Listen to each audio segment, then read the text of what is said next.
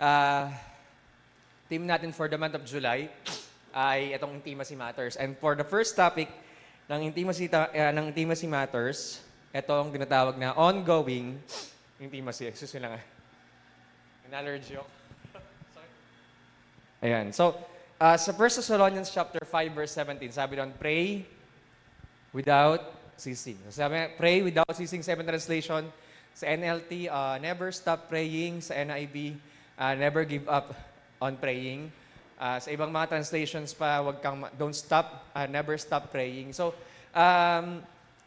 kaya sinabing ongoing intimacy kasi every time, every day, lagi mong kausap ang Panginoon.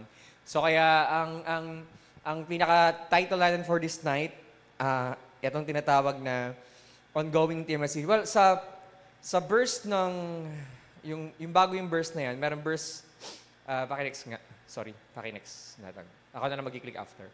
Paki-next lang. Yan sa sa 1 Thessalonians 5:16, sabi doon, rejoice evermore, pray without ceasing. Sabi, in everything give thanks, for this is the will of God in Christ Jesus concerning you.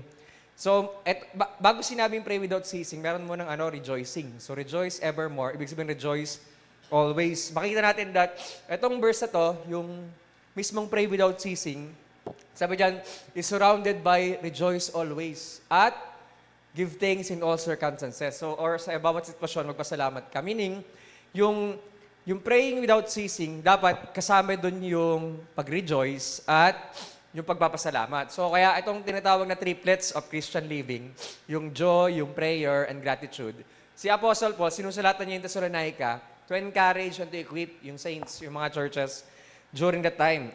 And so, kaya sa atin din, ang encouragement sa atin tonight, na pag sinabi mong intimacy with God, meron tayo dapat ongoing intimacy sa Diyos. Meron tayong dapat na every hour, every minute, every second, lagi tayo nakipag-ugnayan sa Panginoon sa pamamagitan ng manalangin. Let's pray muna. Father, we thank you, Lord, sa hapong ito.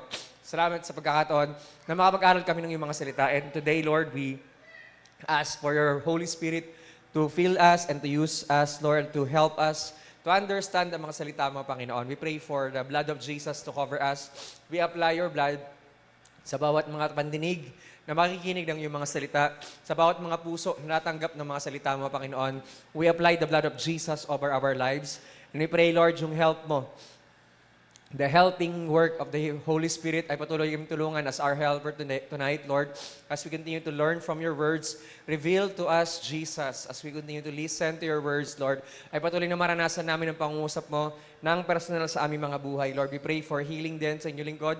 We ask, Lord, for the blood of Jesus to flow supernaturally over our bodies, Lord. Patuloy na maranasan namin to receive your words with faith and with joy, Lord, at magkaroon kami ng kagalakan, Panginoon, na tanggapin ang iyong mga salita sa gabing ito, Panginoon. Pagpalain mo rin ang mga nasa online, we pray that you'll continue to help them to understand your words tonight, Lord. And we ask, Lord, that there will be fresh revelations from your words tonight, Lord, at maranasan namin ang transformation, yung pagbabago ng aming mga buhay sa aming pakikinig ng iyong mga salita. At maraming salamat po, Panginoon, sa tagumpay ng aming pag-aaral ng iyong mga salita at patuloy na pinagkakatiwala namin sa iyo, Panginoon, ang gabing ito o ang hapong ito.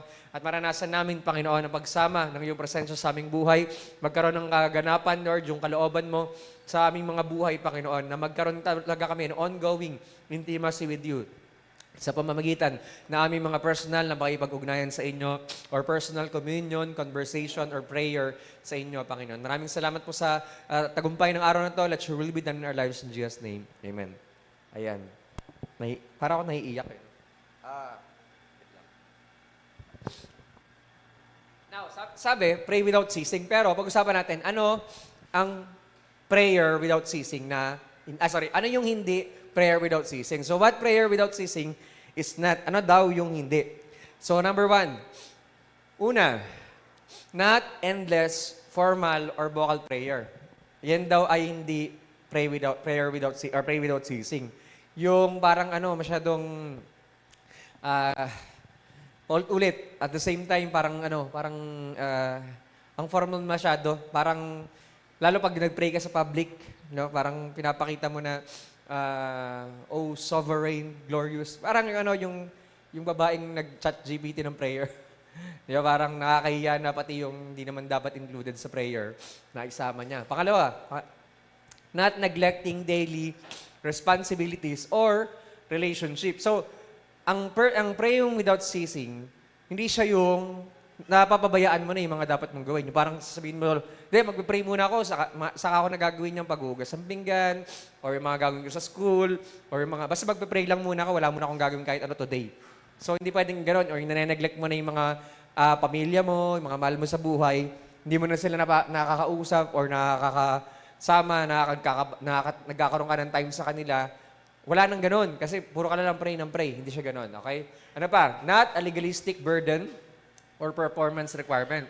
So parang ang praying without ceasing, hindi siya yung parang sa base na lang sa performance mo na dapat lagi ka nandito, dapat laging active sa prayer and so on. Parang ang dating parang dahil sa harapan ng mga tao, dapat maging ganito ako. Or dahil kasi required to, dahil magpe-pray ako or mag-join ako sa prayer. Hindi po siya ganon. Hindi po dapat maging burden ang panalangin. And also, not a mystical trance or parang about a conscious engagement. Yung parang hindi siya yung parang nasa fantasy or parang ang dating parang nag-imagination ka lang na as if parang nagpe-pray ka. Kundi, ang praying without ceasing, dapat meron kang engagement. Dapat talagang nandun yung soul, yung mind, yung strength, tsaka yung heart mo. Katulad ng love the Lord your God with all your... Meaning to say, dapat talagang totoo yung pakikipag-ugnayan natin sa Panginoon.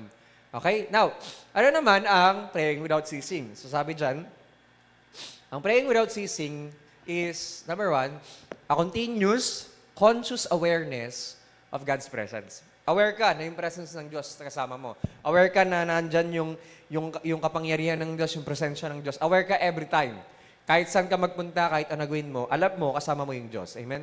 Alam mo na sinasamahan ka ng Panginoon. Like sinabi ni David sa Psalm 16, verse 8, sinabi niya doon na I know the Lord is always beside me. Yun yung pinaka-term sa NLT. Nakasama ko lagi ang Panginoon. Lagi siyang nandyan para sa akin. And also sa Nehemiah, sabi pa dyan, a posture of dependence and openness to divine communication. So meaning to say, meron kang faith or pagditiwala, pananampalataya, at meron kang transparency or openness sa Diyos na pinatawagan natin. Ano pa? It is a breathing prayer. Kung paano yung sinasabi natin dati, as natural as breathing, ganun dapat ang praying without ceasing. Kung paano kung humihinga, ganun ka rin nakikipag-usap sa Panginoon palagi. Nagiging normal na sa'yo yung lagi ka nag-thank you, Lord. Normal na sa'yo yung pakikipag-usap sa Diyos every day or at any moment. Ano pa? Spontaneous or tinatawag na arrow prayers. Katulad kay Nehemiah. Sa Nehemiah 2:4 yan yung kausap niya yung hari. And then sinabi niya, and I pray to the Lord. Nanalangin siya sa Panginoon. Ang tanong sa kanya ng hari, anong gusto mo? So kailangan sinabi, bago niya sagutin yung hari, nag-pray muna siya sa Panginoon. The Lord, ganto, ganyan, so on and so forth. Nasa kanya kinuusap yung hari. Ang tawag doon, arrow prayers. Bakit? Bigla mong may kausap kang tao, meron ka pang kausap na iba, pero bigla kang nagpe-pray sa Panginoon, bigla kang nag-i-intercede or bigla kang tumatawag sa Panginoon. So I mean to say, ang praying without ceasing, meron kang awareness na si Lord lagi nasa iyo. Amen? Yung presence ni Lord laging nandyan. Hindi yung parang kaya mong iwanan yung presence ni Lord para gawin yung gantong bagay o magkasala sa harapan ng Diyos. Now, of course, may benefits yan. Also, it is cultivating a prayerful mindset in every situation. Yun yung praying without ceasing. Meron kang prayerful mindset. Ano man yung situation, ano man yung mangyari, lagi mong nilalagay yan sa Diyos. Ano man yung pangyayari sa buhay mo, ano man yung sitwasyon mo ngayon, laging alam ni Lord John.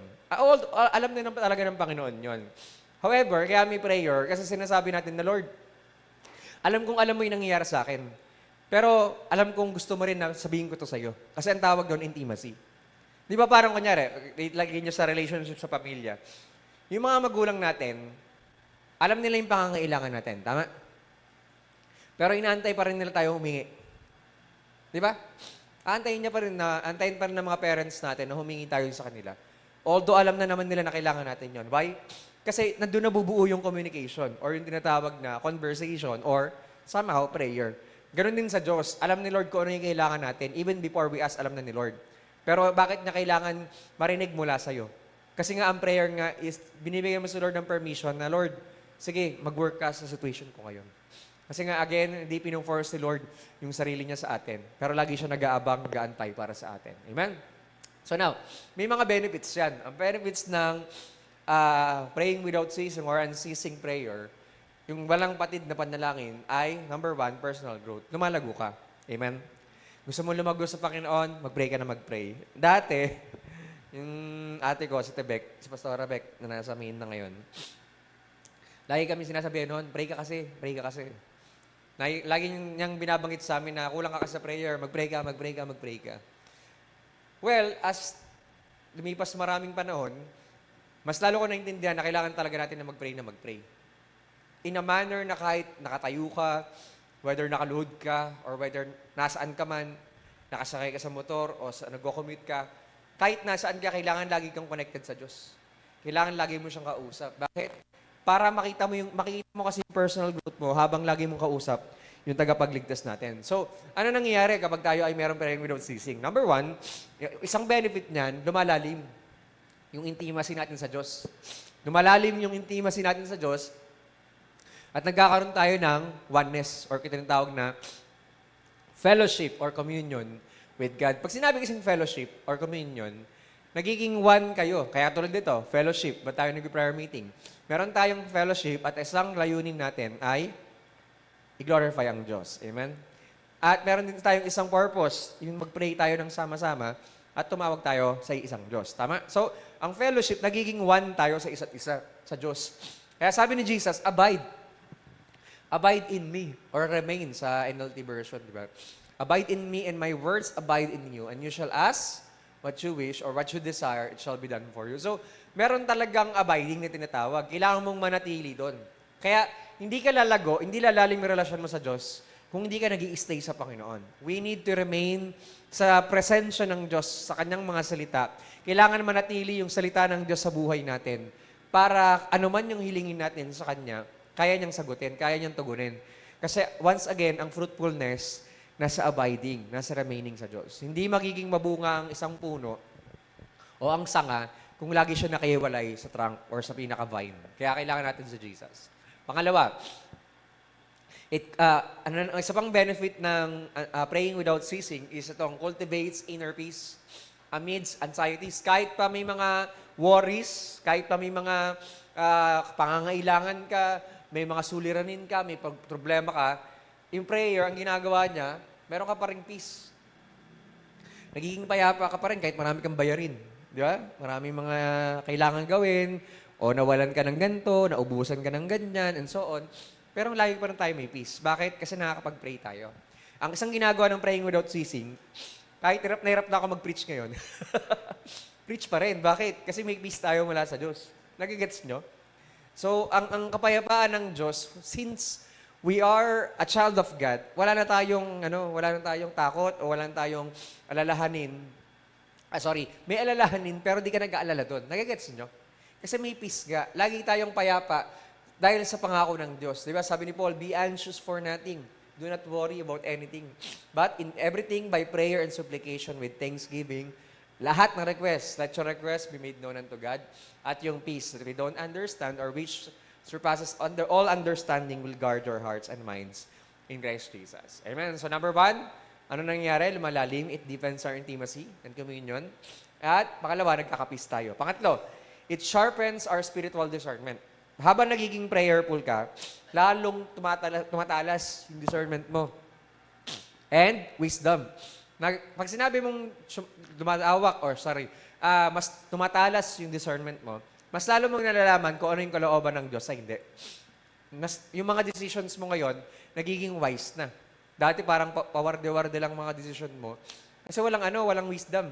Hindi mo napapag-pray. Pero kapag meron ka ng prayer, pag nag-pray without ceasing ka, ibig sabihin lahat na nangyayari sa'yo, inilalapit mo muna sa Diyos bago mo gawin. Ano nangyayari? Pinagpapala ng Diyos. Amen? Nagiging maayos yung mga desisyon natin. Sabi ni Paul, ni James, but if any one of you lack wisdom, you should pray to God. GNT version pala to kasi. Who will give it to you because God gives generously and graciously to all. Hindi madamot ang Diyos. Amen? Bibigay ng Panginoon sa iyo yung kailangan mo, yung wisdom na kailangan mo dyan sa desisyon na gagawin mo kung ilalapit mo, hingin mo sa Kanya. Amen? Sa pangatlo, pangapat, ano pa ang benefits ng praying without ceasing? Strength, it strengthens faith and endurance in trial. Isa pa yan. Sabi ni Paul sa Romans 12:12, rejoice in our confident hope. Be patient in trouble and keep on praying. Meaning, kahit ano pa man pinagdadaanan mo, ano pa man yung struggles mo, ano pa man nangyayari sa buhay mo, meron pa rin tayong confident hope. So, rejoice. Amen? Rejoice. Bakit? Yung situation mo ngayon, hindi ka niyan ihiwalay sa pagmamahal mo, sa pagmamahal ng Diyos sa'yo. Nothing shall separate you from the love of God. Amen? Yung pinagdadaanan mo ngayon, hindi yan ang ending ng relasyon mo sa Diyos. Kaya ka pa rin i-rescue ng Panginoon dyan sa trouble na yan. So be patient and keep on praying. Amen? Never stop praying. Mapatatag yung ating pananampalataya sa Panginoon habang nananalangin tayo palagi. Number 5, it transforms our character reflecting Christ's image. Yun yung nangyayari. Habang nagpe-pray ka na nagpe-pray, nagiging katulad mo si Jesus. In the midst of every situation ng buhay mo, nagiging Christ-like ka. Amen? Nagiging katulad mo si Lord sa sa attitude mo, sa character mo. Yung nire-represent mo si Jesus, nagiging totoo talaga. That you are really representing Jesus sa kahit ano pa man sitwasyon ng buhay mo. So, ang benefits ng prayer, may personal growth siya. Personally, kaya ka nagpe-pray kasi gusto mong lumago sa spiritual life mo sa Panginoon. Again, walang growth sa isang Kristiyano na hindi naman lang tumatawag sa Panginoon. The best pa rin yung mag-pray ka na mag-pray. Meron kang dinidependenhan palagi na Diyos. Amen? Ano man yung futures natin, ano man yung mga magaganap sa susunod na linggo, susunod na buwan, susunod na taon, meron tayong Diyos na mahawak doon at tiwala ka sa kung anong kayang gawin ng Diyos doon. Pangalawang benefit is merong kingdom impact habang ikaw ay nagbe-pray without ceasing. Pag merong unceasing prayer, nagkakaroon niya ng impact sa kaharian ng Diyos. Paano? Number 1, it aligns our focus or our will with God's sovereign plan. Yung prayer natin ngayon, habang nagpe-pray ka, tumatawag sa Diyos na maganap yung kalooban niya dito sa lupa, yung kaharian niya ay dumating dito sa lupa. Kaya sabi ni Jesus, your kingdom come, your will be done on earth as it is in heaven. So, habang nagpe-pray tayo, ang nangyayari sa kaharian ng Diyos, na-establish siya. For example, hindi ka pa man makapag-evangelism, pero habang nagpe-pray ka na, Lord, nawa, masave po yung family ko, masave po yung street namin, masave po yung lugar namin, and so on, magkaroon ng nakakapaligtasan. Meron ipapadala ang Panginoon para maghayag ng salita ng Diyos at maligtas yung mga tao na pinagpe-pray mo. Amen? So, hindi man ikaw gamitin ni Lord, may gagamitin ng Panginoon. Meron nga, kanina nag-drive ako, napunta ako dito, hindi ko alam kung paano ko gagawin sa schedule kasi. Pero, kanina, pinapakita sa akin ni Lord, while driving, kasi lakas ulan kanina, papunta ako dito, pababa ako ng bayan.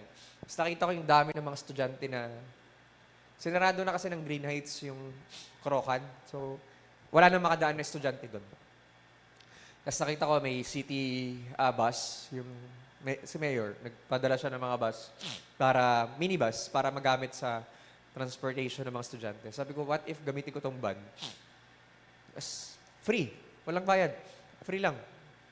Papapultang ko na lang siya. Tapos, hatid sundo ba? Parang, kung sino yung makakasabay, ngayon, free lang, sabay lang kayo.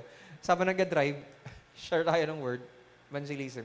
Kanina na, pinagpe-pray ko, Lord, paano ko gagawin yun sa schedule? Well, one of these days, pinagpe-pray ko na magawa ko yun. Na, sige, sakay kayo, kahit sino, free. Tapos, habang kahit traffic, mas maganda kung traffic, mas makakapag-share ng mahaba. So, we'll see kung ang susunod na araw. Pag-pray nyo, sama yun sa prayers. Kasi kung hindi ilalagay ni Lord yung burden na yun sa heart ko, kung hindi niya gagawin yun. So, kaya, kanina ganun yung burden. Sabi ko, Lord, nakakabag to mga batang to, umuulan pa. Pero what if maglagay ako ng signboard sa van na free ride, pababa ng bayan. Kasi yun, sakay lang sila, naka-aircon pa sila. Tapos, mag-share tayo ng gospel. We'll see kung paano gagawin ni Lord John. Bakit? Pag-pray natin ng pag-pray, na ma-align yung kalooban ng Diyos. Kasi, hindi naman bibigay ng Diyos yung ganong kalaking sasakyan, kundi magagamit din sa ministry. So, kaya, Pag-pray natin yan. Pangalawa, it empowers intercession for God's people. Yun, napakahalaga niyan. Na every time we pray, we also intercede. Pray always for all God's people, sabi ni Paul.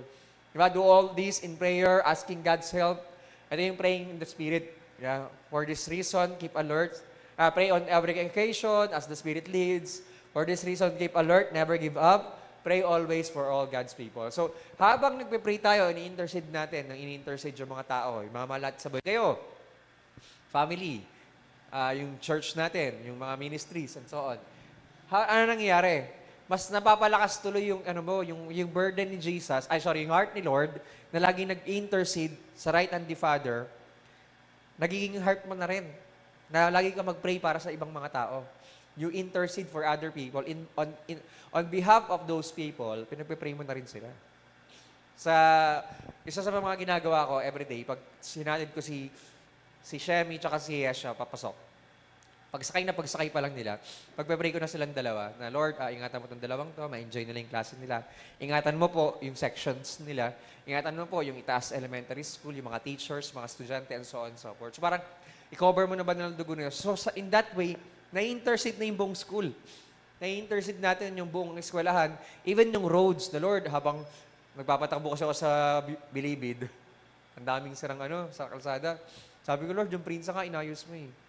Kaya parang, Lord, this time, ito naman mga kalsada dito sa mula Type C hanggang sa bayan, nawa, maayos na rin yung mga kalsadang to, and so on.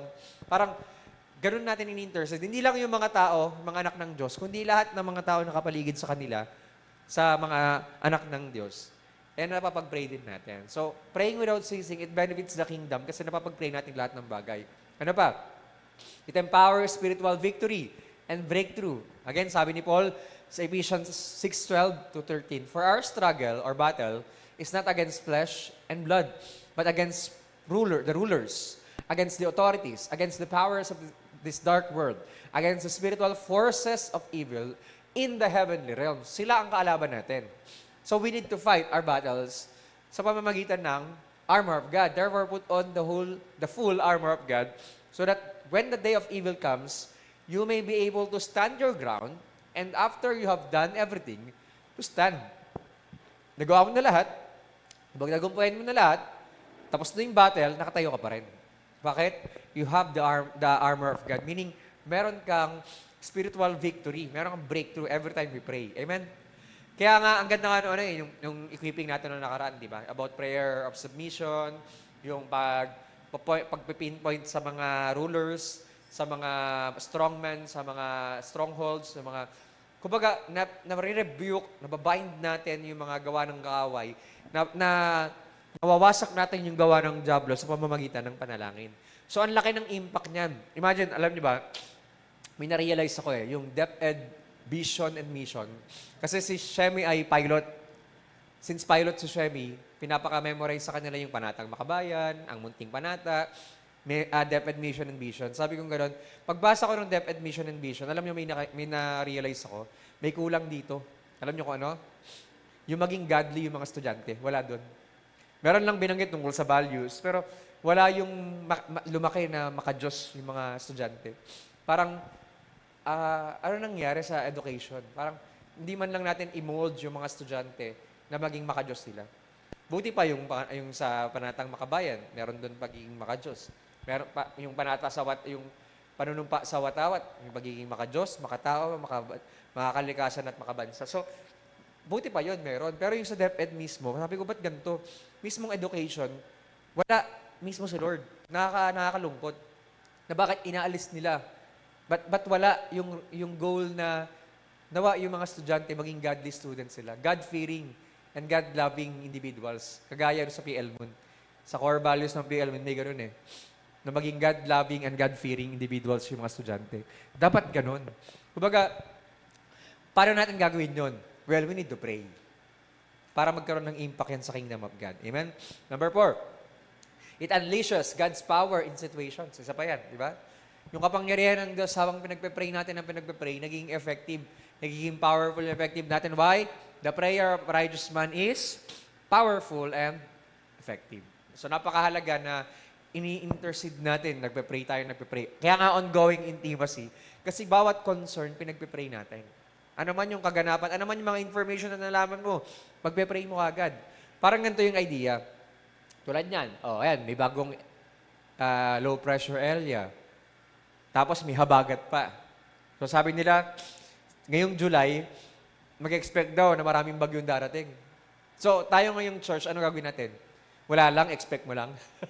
Antahin lang natin. Hindi. We can ambush that sa pamamagitan ng prayer. That's why we need to pray para yung kapangyarihan ng Diyos mapigilan kung ano pa man yung mga danger na pwede maganap sa bansa natin. Amen? Ano pa? Number 5, advances the kingdom of God on earth through us.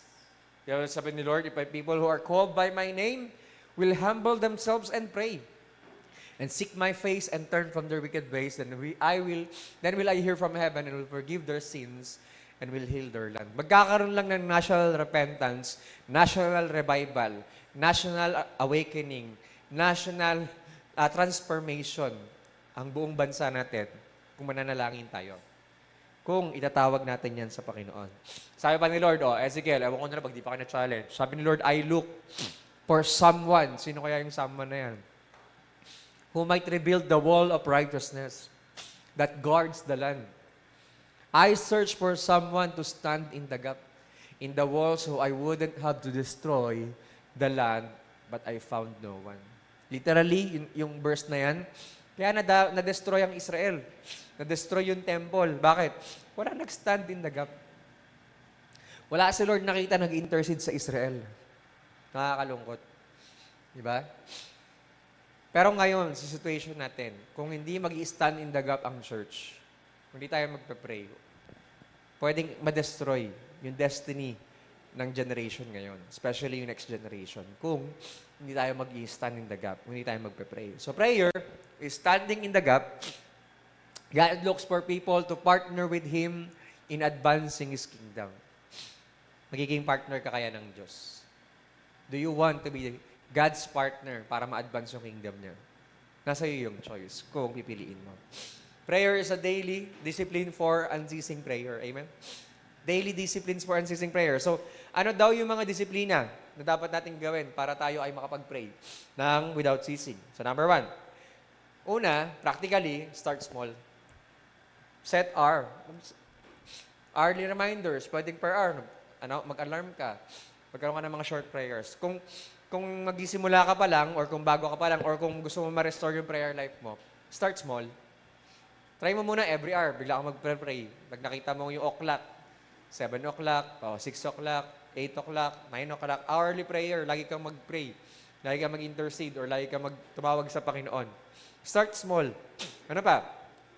Routine building. Pangalawa, ito yung tinatawag na link prayer to daily routines. For example, nagko-commute ka, pray. Or may ginagawa ka sa bahay, pray. Naghugas ka pinggan, pray. Naglalaba ka, pray. Naliligo ka, pray. I-include mo si Lord sa mga ginagawa mo. So, ang ginagawa mo, binibuild mo ngayon yung habits mo or yung routine mo na ano man ang nangyayari sa'yo, lagi mong kausap si Lord. Instead na nagka-charge ka lang na 1 hour, meron kang power bank na dala. Matik, kahit saan ka magpunta, kausap mo si Lord. Okay? Pakatlo, breath prayers. At yung tinatawag na mga simple phrases like, Lord, help me. Thank you, Lord. Thank you, Jesus. Parang yung mga simple na mga phrases na bigla mo na lang pinagpipray. Bigla mo na lang nababanggit. Praise God. Thank you, Lord. Thank you, Jesus. Mga ganon. So, breath prayers ang tawag dyan. Or Lord, have mercy. Or be gracious, Lord. Mahabag ka sa Pilipinas. Ganon. So, yung mga simple words na bigla mo nababanggit, those are breath prayers. Pwede mo rin gawin yan. Ano pa? Pangapat, journaling.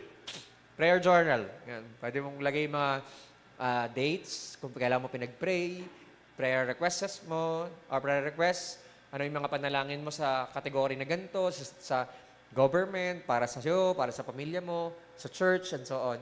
And nalagay mo yung prayer answered. At ano yung reflection mo dun? Na thank God kasi sumasagot si Lord. Truly, faithful si Lord sa promises niya. Ano pa? Fellowship. Ganito, prayer meetings. Bakit? We can share prayer requests. Kailangan natin talaga ng isa't isa. Diba kaya nga lang yung pag Sunday, lagi natin binabanggit, huwag kang uuwi na wala nag-pray sa'yo. Huwag kang uuwi na wala kang pinag-pray. Huwag kang uuwi na wala ka na-encourage. Bakit? Napakahalaga na meron tayong fellowship sa isa't isa para mapag-pray natin yung concerns ng mga tao. Okay? Next. So, ano ba yung mga barriers? May mga barriers kasi, may mga hadlang sa ating pagpe-pray. So, paano natin i-remove? Removing barriers to unceasing prayer. Paano natin tatanggalin yung mga barriers na yan? Lahat ng mga hadlang. Every time na nangyayari sa iyo to, ito yung mga dapat mong gawin. For example, number 1, distraction. Ano dapat natin gawin? Make room for undisturbed moments. Ang daming distraction, hindi off mo muna cellphone mo. Close mo muna lahat ng mga dapat i-close. Protect your space for divine connection. Yun. Protektahan mo, Lord, sa lugar na to, sa corner na to, sa room na to, dito kita kakausapin. Okay, protektahan mo yung place na yun. Do not be distracted. Ikaw mismo, piliin mo na hindi ka ma-disturb sa moment, sa oras na yon na nilaan mo para sa Panginoon. Pangalawa, pag busy ka, create sacred poses in your schedule. Pag sobrang dami mo nang ginagawa, pause ka muna. Pray ka, tawag ka sa Panginoon. Parang ang dami ng sobrang occupied mo na, stop, tigil ka muna. Pause ka muna saglit. Lord, pray ka muna. Tawag ka sa Panginoon. Honor God with set time of communion.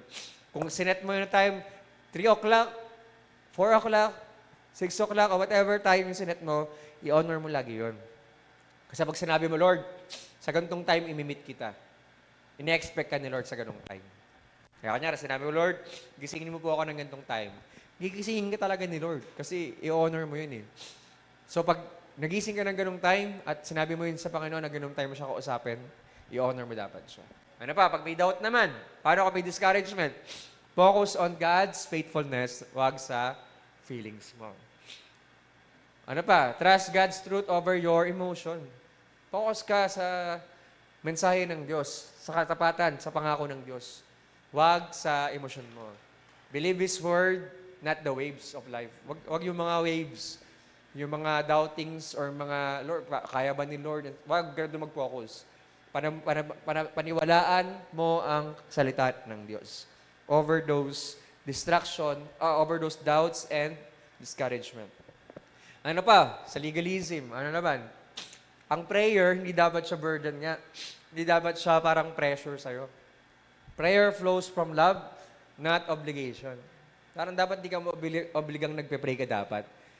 Lagi nyo itong tandaan na, nagiging religion na ang relasyon mo sa Diyos kapag lagi na lang dapat gawin to. Ulitin ko nagiging religion na ang relasyon mo sa Diyos kapag lagi na lang dapat gawin ko to. Kasi dapat ganito, kasi dapat ganyan. Nai-obliga ka na kasi. Nagiging pressure na siya, hindi dapat ganun. Okay?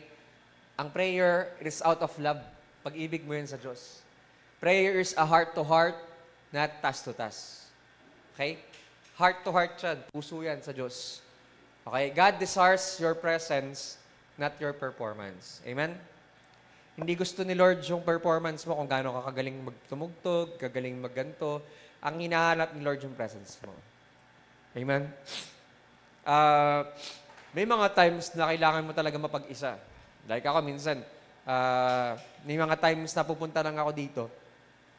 Minsan tulog pa yung mga caretakers natin. Upo lang ako, tapos kakausapin ko lang si Lord. Minsan pag galing ako barangay, mag-i-spend muna ako ng ilang minutes dito.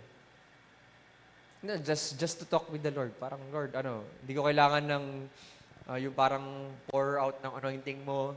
Hindi ko kailangan yung I just need you. Kailangan ko lang yung presence mo. Kailangan ko lang nasamahan mo ako ngayon. Minsan sa kabilang kwarto namin, kasi yung sala set namin nasa kabilang kwarto na Si Papa kasi nasa baba nga. Since pa letter L yung sopa, upo ako dun sa kabilang part. Tapos i-imagine ko, Lord, dito ka umupo. I just need your presence. Samahan mo ako dito. And minsan open ko yung Bible ko habang nagbabasa as if parang binabasa ni Lord sa akin yung word niya.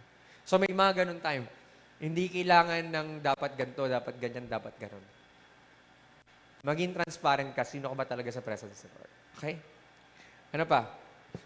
Lack of desire. Tinatamad ka ba mag-pray? Ask God to steer hunger for His presence. Hingin mo, Lord, ayusin mo yung puso ko. Pray for a deeper longing for God. Lord, nawa maging gutom ulit, maging uhaw ako sa iyo. Seek God for a revived desire to be with Him. Ba yun? Lord, ayusin mo, revive mo ulit yung puso ko na lagi kitang hanapin. Ma-restore ulit yung desire ko na makipag-ugnayan. Masolo kita. So kaya, pag wala ka ng desire, tinatamad ka, mag-pray ka. Mas kailangan mo mag-pray pag tinatamad ka. Mas kailangan mo yun sa oras na yun. Sabi nga, Psalms 42, yung as the deer, di ba? Maganda sa GNT eh. Sabi doon, as a deer longs for a stream of cool water, so I long for you. Ganda, no? Oh God, I thirst for you, the living God. Tapos sabi niya, verse 2, when can I go and worship in your presence? Yun yung tanong ni David, Lord, kailan ako makakapag-stay sa presence mo? Kailan ako makakapunta at sambahin yung presence mo? Dapat ganun yung desire natin na, Lord, uhaw ako sa iyo. I long for you. Gusto talaga kita makasama. And again, in closing, ang prayer, it is a change in the presence of God. Pagbabago siya. Babaguhin ka ng presence ni Lord. Prayer is a daily discipline that becomes a lifestyle. Pag naging parang breathing mo na yung prayer, everyday kausap mo na lagi si Lord. Ongoing intimacy ang tawag doon. It's not a one-time act, but a continual growth process. Everyday yan, lumalago yung relasyon mo sa Panginoon. It guides our decisions. Prayer deepens our relationships and transforms our worldview as we walk in God's presence. Nagbabago yung point of view mo ngayon. Nagbabago yung tingin mo ngayon sa bawat sitwasyon kapag napapag-pray mo na. Pag hindi mo pinagpe-pray, parang ang babaw-babaw. Parang ang bata nag-tantrums. Kapag nagreklamo ka na, nagretaliate ka na, or whatever, na parang, Lord, bakit mong ganyan? Bakit ganon? Kasi nawawala yung essence ng presence ni Lord sa buhay mo. Pero habang lumalakad ka sa presensya niya at nagiging malalim yung relasyon mo sa Kanya, binabago rin ni Lord yung buhay mo. It is a continuous awareness of God bringing peace and power. Continuous awareness na laging mong kasama si Lord. It transforms us individually and impacts the world. Amen? Nagbabago yung buhay, even ng mga tao nasa paligid mo, habang pinagpipray mo ng pinagpipray. So start nurturing a life of deeper prayer and God consciousness today. Simulan natin na, Lord, ayusin mo. Nawa magkaroon ako ng heart, desire, na lagi kang God conscious. Yung sinasabi ni Bishop dati na dapat God conscious life. Di ba? Merong Christ-centered, Spirit-led, Spirit-controlled, and so on. Pero dapat maging God conscious ka palagi. Ang prayer, you become God conscious every time. Every day, every moment, every minute, every second. God conscious ka na laging si Lord. Parang yung commercial ng Safeguard na may konsensyang lumalabas. Ganon yung nangyayari kapag lagi tayo nagpe-pray. Kasi binabago ng Panginoon yung buhay natin. Again, walang transformation kung wala ka sa presensya ng Diyos. Okay? So let's pray. Father, we thank you, Lord, sa oras na to. Salamat din sa mga salita mo na aming natutunan ngayong hapon. We pray, Lord, na patuloy na magkaroon ito ng application sa aming lahat. Tulungan mo kami, Panginoon, na laging magkaroon ng ongoing intimacy with you. To really pray without ceasing. To never stop praying. To never give up on praying for people, for others, on any concerns, any situations na aming buhay. Sapagkat tumatawag kami sa Diyos na laging tumutugon sa lahat ng aming panalangin. Even, Lord, sinabi mo, ask, and it shall be given unto us. Seek, and we shall find, Lord. Knock, and a door will be open unto us, Lord. Salamat, sinabi mo, Lord, we can receive every time we ask of you. But with faith, Lord, may pananampalataya, marireceive namin.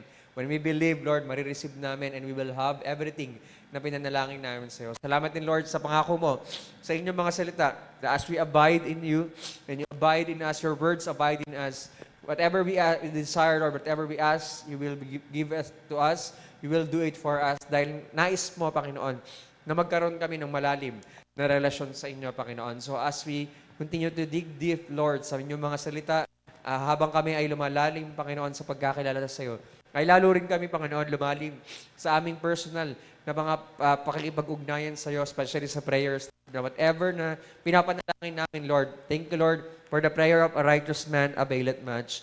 Nagiging powerful and effective ang mga panalangin namin sapagkat yung righteousness ni Jesus ay nasa amin, Panginoon. Kaya naman, Ama, tulungan mo kaming lahat na maging totoo ang aming mga panalangin sa iyo, lalong lumalim, Panginoon, ang aming personal relationship sa iyo, ang aming intimacy sa inyo, Panginoon. Na in this month of July, Lord, ay goal namin to really deepen our intimacy with you, our communion with you, our oneness and fellowship with you, Panginoon. Salamat dahil ibinigay mo na ang banal mong Espiritu sa amin upang maging posible na lumalim ang aming relasyon sa iyo, Panginoon. Kaya, Ama, patuloy kami nagtitiwala, Panginoon, sa oras ito na lahat ng nais mo sa aming buhay ay pwedeng maganap kung kami ay patuloy na mananatili sa iyo.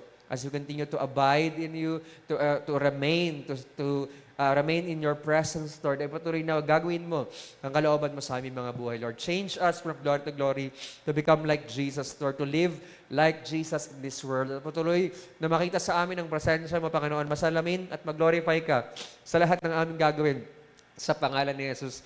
At maraming salamat, Panginoon, sa tagumpay na binigay mo sa amin, Panginoon. And as we spend time in our prayers personally, Panginoon, ay patuloy na tugunin mo ang bawat pinapanalangin namin, Panginoon. Hinihiling namin, Panginoon, ang presensya mo na patuloy na kasamahin kami sa lahat ng aming gagawin, Panginoon.